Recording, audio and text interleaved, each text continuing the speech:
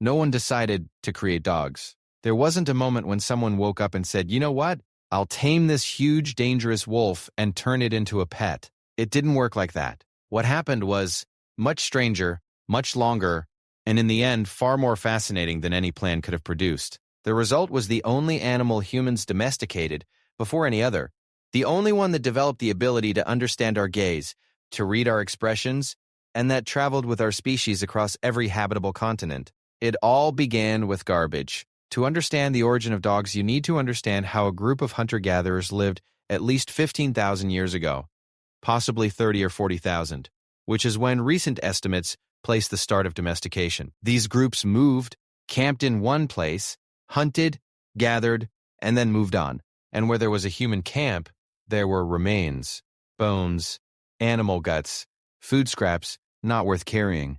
In short, there was a concentrated food resource at a specific point, and wolves, intelligent and opportunistic animals, noticed this.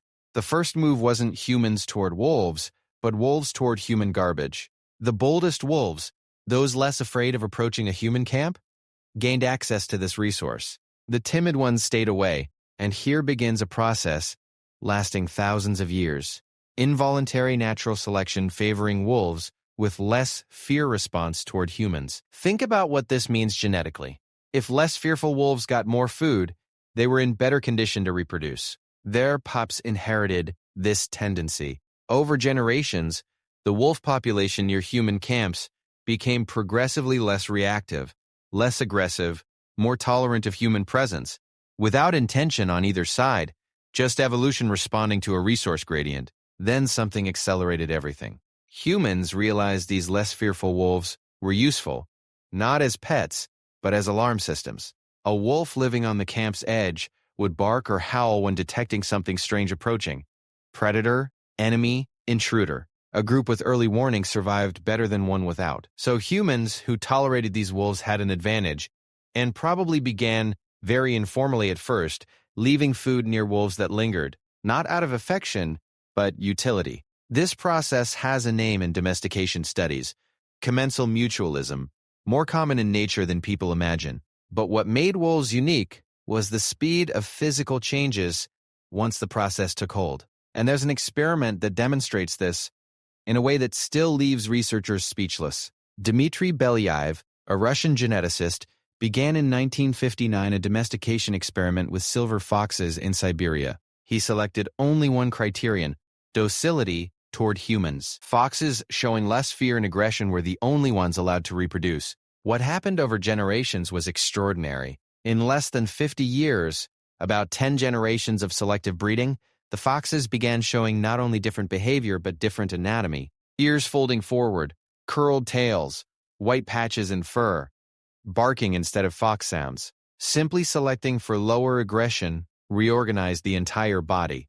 The reason is that aggression and fear in mammals are mediated by hormonal systems, mainly cortisol and adrenaline. When you select for lower production of these substances in social stress, you alter hormonal cascades affecting pigmentation, ear shape, tail shape, developmental patterns. Everything is interconnected. Selecting for one trait modifies everything in the same regulatory system. Wolves near human camps for thousands of years were, without anyone planning, subjected to exactly this process. If you find this fascinating, know that this channel does this every week, uncovering stories hidden behind things you already know. Proto-domestic wolves began having floppier ears, shorter muzzles, rounder eyes, smaller bodies, looking more like wolf pups even in adulthood. This is called neoteny, the retention of juvenile traits into adulthood. And it's no coincidence that neotenic animals look cuter and less threatening to humans. We are programmed to respond with care to juvenile traits: big eyes, proportionally larger heads, clumsier movements. It was advantageous for proto-dogs to look more like pups, because humans were more likely to tolerate and feed them. But the moment that truly changed everything was when these proto-dogs developed something no other animal on Earth did in the same way: the ability to read human intention through gaze. There's a classic test with dogs, wolves, and chimpanzees. You hide food in one of two places and indicate the correct spot with a look or pointing gesture.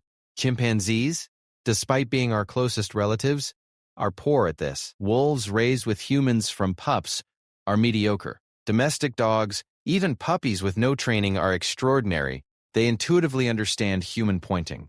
They follow human gaze. They search human faces for information on what to do. This wasn't taught, it was selected. For thousands of years, individuals who communicated better with humans had more resources, were more tolerated, lived longer, and reproduced more. Sensitivity to human gaze was literally sculpted into dog biology by evolutionary pressure over countless generations. And there's more. When a dog looks at a human with that specific gaze, both dog and human release oxytocin. Oxytocin is the hormone associated with love, bonding, attachment. It's the same hormone released between mother and child, between partners. A dog's gaze literally activates in the human brain the same circuit as parental love. This isn't sentimentality, it's biochemistry. Wolves don't do this. No other domesticated animal does it with the same intensity.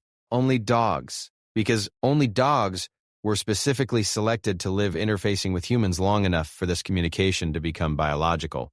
And to close the circle of how it all happened without a plan, remember, the place where domestication began is still debated. For a long time, people thought Europe or the Middle East. Recent DNA analysis suggests it may have been in southern or eastern Asia, where gray wolf populations were in contact with hunter-gatherers for at least 15,000 years. But the exact date and location matter less than the mechanism, because the mechanism says something profound. The most intimate relationship our species has with any other animal, a relationship that produced hundreds of breeds: guide dogs, rescue dogs, dogs detecting cancer and epilepsy by smell. And it all began because wolves were hungry and human camps had garbage. If you want to share this story with someone who loves dogs, it makes sense, because the dog's story is how two species shaped each other. The dog changed to better understand humans, and humans changed to respond to dogs in ways no other animal provokes. When you look at your dog and it looks back, you're repeating a dialogue at least 15,000 years old, maybe 30,000 or more, and neither side planned it. It simply happened because it was good for both. And that, in the end, is probably the best definition of partnership that exists. Is there something in your dog's behavior you never understood that now makes sense after this story, or something that still doesn't? Write in the comments, because much of canine behavior has direct evolutionary explanations that are fascinating to explore.